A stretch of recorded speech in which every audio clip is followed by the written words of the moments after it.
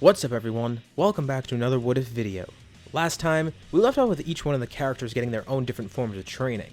Beerus will arrive eventually, and they need to be prepared with a Super Saiyan God. Well, if they can manage to do that. Goku and Gohan have been training towards it, and they did find a new form of Super Saiyan, but the Super Saiyan God is nowhere in sight. Also, Vegeta's nowhere in sight. No one knows where he is or what he's up to. Presumably he's also training, but nobody really knows. I guess we'll see in this part. Let's set a like goal of 2,500 likes, and once we hit that like goal, I'll continue the scenario with another part. Anyways, let's pick up from here. So what has Vegeta been up to?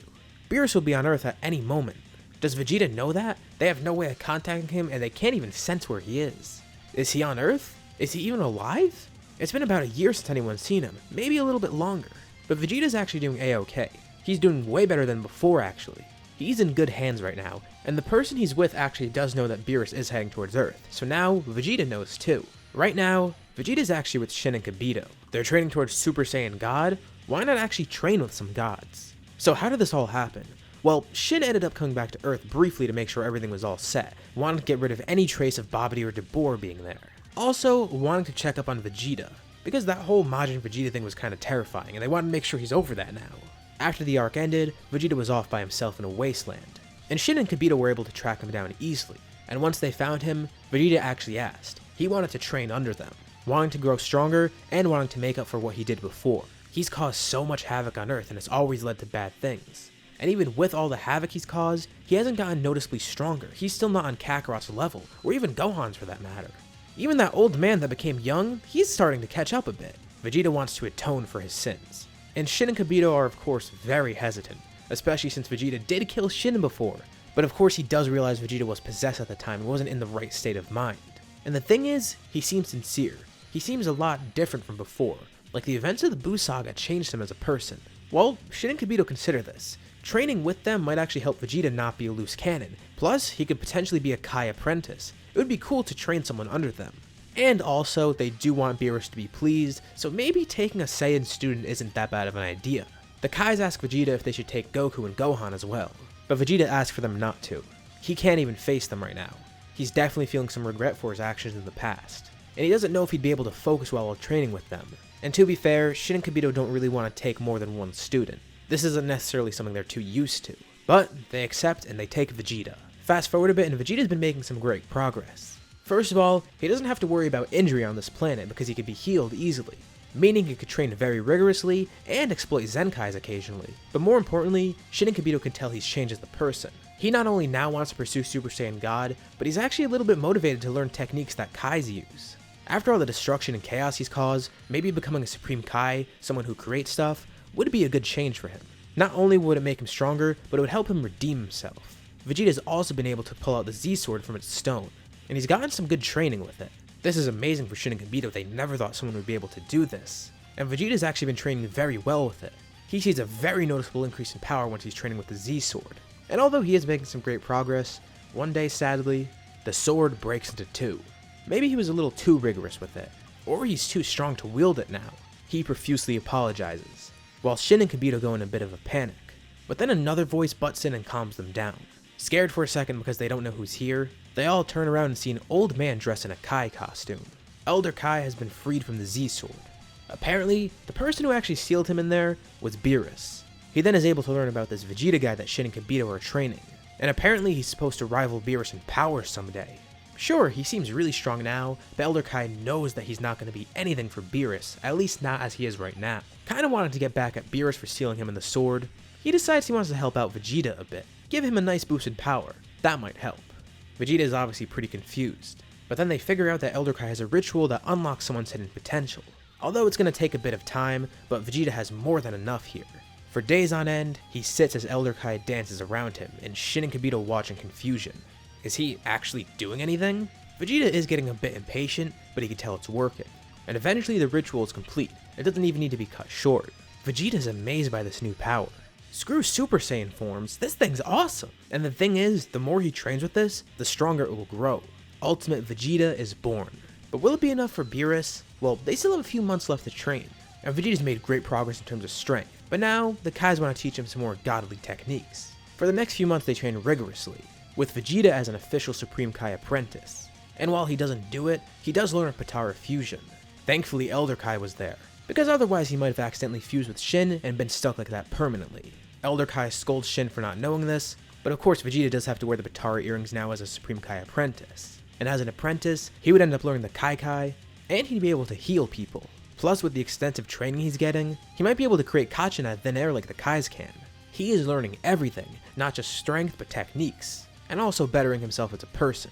This is some very important development for him, and it's good he got all this training because one day, they can sense that Beerus is coming to Earth. Even Vegeta senses it.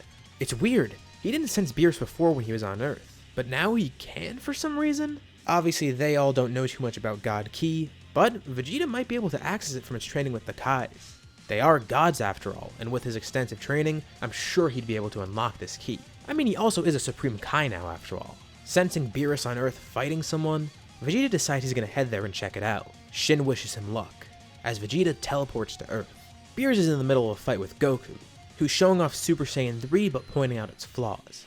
Beerus is impressed that he was able to discover this, but it still doesn't seem like enough. It's definitely no Super Saiyan God. Suddenly, their fight is interrupted by Vegeta. They haven't seen him in so long, and now he's wearing some weird outfit. Then it clicks with them. That's the same outfit that Shin and Kibito were wearing.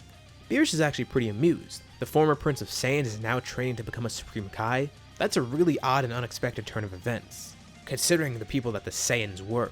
But he inquires, so with all this godly training that Vegeta got, does he know Super Saiyan God by now? And of course, Goku and everyone else was wondering where Vegeta was. But they're gonna save those questions for later. Vegeta tells Beerus that he doesn't know yet, but he has a good idea. He tells Beerus and Whis to come along with him, because he wants to bring them somewhere. I mean, Whis can just take them wherever they want to go, but Vegeta tells him that he has instant teleportation now, so it will make things much faster. It's a little suspicious, but Beerus shrugs it off. If anything bad goes wrong, he'll just erase Vegeta. The two go with Vegeta, and he teleports somewhere weird. He actually went to Zuno's place. If you remember from Super, this is the guy that knows pretty much everything about the universe and everything in it. Screw asking Shenron about this, they could just ask Zuno. And once he sees Beerus and Whis, he's immediately kind of terrified. So he's willing to answer as many questions as they want, and he's not going to be picky this time. So they begin asking away. Zuno tells him everything about Godly Ki, which Vegeta actually already has access to. And he talks about Super Saiyan God. As far as he knows, they can't do a ritual because they don't have enough Saiyans. But since Vegeta has Godly Ki, and if he's able to train towards this form, he should be able to unlock it, and Zuno tells him more about how to actually go about this. So it seems Vegeta's already on course to obtaining the form, and Beerus and Whis are actually pretty surprised. The three of them return to Earth, and Vegeta promises that he'll train to achieve Super Saiyan God. Beerus is a little bit impatient, but he's glad that they've been making progress, and Vegeta seems promising. And just to help out, he tells Goku and Gohan to come over towards him. And then he lends both of them a bunch of his energy, placing his hands on their backs. They feel empowered temporarily, but what is this for? With what he learned about Godly Ki, he hopes by doing this, he was able to infuse it within Goku and Gohan, giving them a little bit of a head start. If he's not able to reach it, they may be able to and actually please Beerus.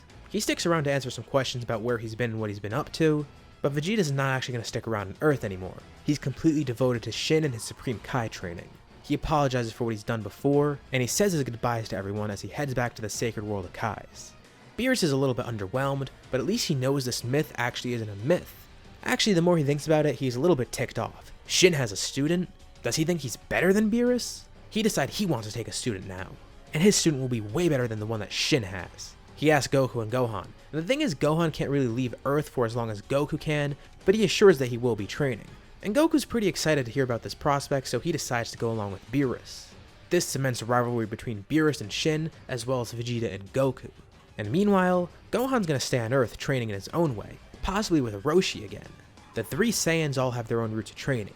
Vegeta's with Shin, Goku is with Beerus and Whis, and Gohan is left to his own devices on Earth with Roshi, Piccolo, and everyone else around him. It seems Vegeta is already showing great growth as well, and Beerus hopes that he and Whis can train Goku to be way better than that. And I did mention Roshi. What's he been up to? Vegeta and Goku aren't the only apprentices right now. Roshi is also an apprentice of Kami this time. See these little parallels here?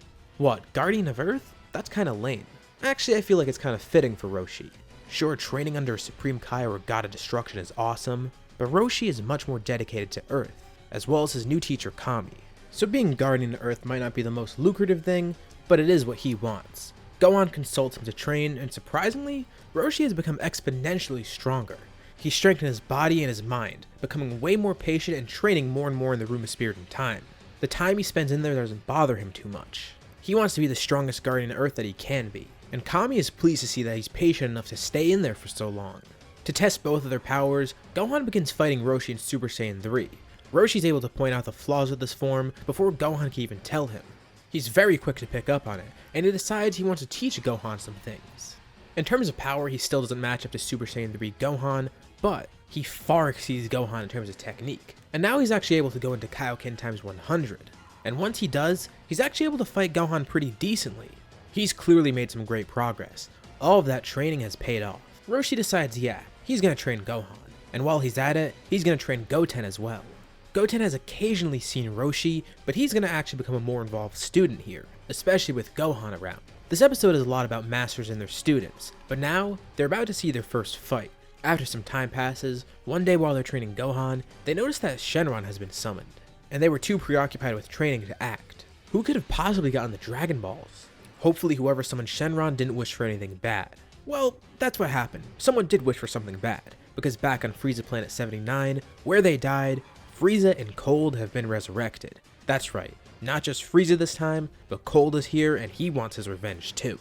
They're training, preparing to go to Earth, wanting to get revenge on those Earthlings that raided their place. Inspired by Super Saiyan, Frieza actually gets a new form, which is just Golden Frieza.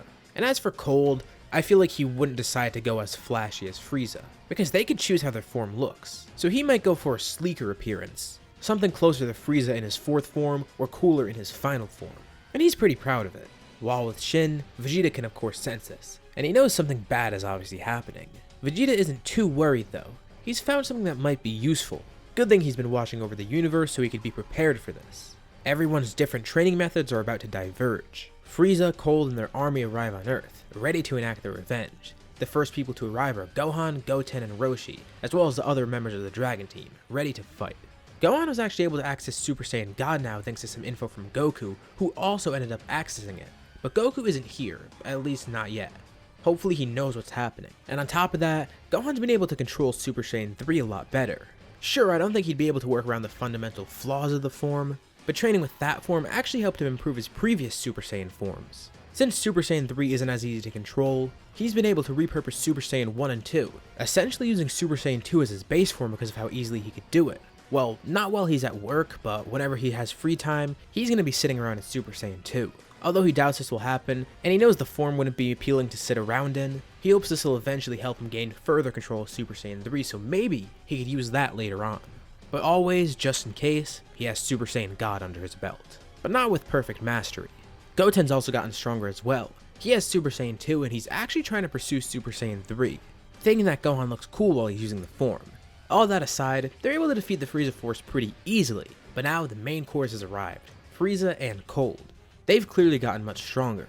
Gohan and Super Saiyan 2, as well as Roshi with a lower multiplier Kaioken, are able to take on the father and son duo, while everyone else watches in amazement. No more time for games. Frieza ascends into his gold form, while Cold goes into his final form. And now everyone's starting to get concerned. Gohan decides to go into Super Saiyan God, but he still can't fend off the two of them. And with Roshi and Kaioken times 100, he can't keep this up for too long. Sure, he's able to do it for extended periods of time now with all his training, but it's not like he can keep it on the entire fight. And even with that, it still doesn't seem like enough. Cold and Frieza launch a combined beam, hoping to defeat Gohan and Roshi for good. Their beam connects, and then suddenly, it dissipates. Standing there, with his hand out, is Vegeta, who's currently in his base form? He's actually an ultimate, which he's essentially been using as his base form for now. And everyone's confused at first, but then they realize Vegeta mentioned this before and showed it off. He has this activated 24/7. Frieza and Cold are shocked, and Vegeta's pretty confident. Thankfully, he's unlocked something new. Ultimate might not be enough to take on both of them at once, but he's got something cool up his sleeve. And he notices, Gohan got Super Saiyan God as well. He admires that, but he decides to show off something much better, beyond Super Saiyan God. Of course, he's gotten that form, but he's moved past it already, combining Super Saiyan into it and unlocking Super Saiyan Blue. All the while, Goku's on his way to Earth while Beerus and Whis are taking him. Hopefully, they make it there in time. But it seems like they won't need to. In Blue, Vegeta's actually strong enough now to outpace both of them. Frieza and Cold still haven't refined their new powers, and stamina-wise, they're not the best. And because of that now, King Cold is dead. Goku finally ends up arriving on Earth, but the second he does, he sees Vegeta eradicating Frieza, defending Earth. He looks over to Kakarot with a smug grin. It seems his training was the best. But Goku notices that Vegeta is in Super Saiyan Blue, something that he also accessed, and something that he shows off, while Gohan is just amazed to see that both of them somehow got this far. He didn't even think that far ahead. With his limited time to train, he was only focused on his lower forms of Super Saiyan. He didn't even think to combine the power of Super Saiyan into that of Super Saiyan God. He's amazed to see that both of them have gotten this far, and it seems like he has a new goal now. And to test their new power, Goku and Vegeta decide that they're going to have a duel. And plus, there's something else I want to mention. Whis has been watching Earth, trying to see how everyone else is doing with their training, and occasionally he would check in. Sure, Gohan's been doing good and all, even Goten has too. The humans have even made some great progress, but Whis has actually gained a new interest. That guy who used to teach Goku, Roshi, the guy who's now becoming a guardian of Earth, he's showing off some interesting powers and techniques. Sure, Goku showed off Super Saiyan Blue, but Roshi showed off some technique unlike anything else. And Whis has been able to pick up on this ever since Beerus first came to Earth to find the Super Saiyan God. He takes a certain interest in the Turtle Hermit.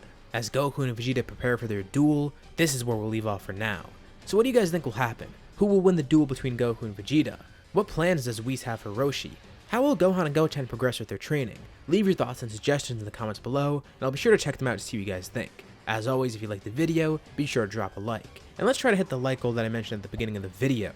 If you haven't already, why not subscribe, as well as hitting the bell icon to get notified about any future parts of this What If, or any other videos that I upload on my channel.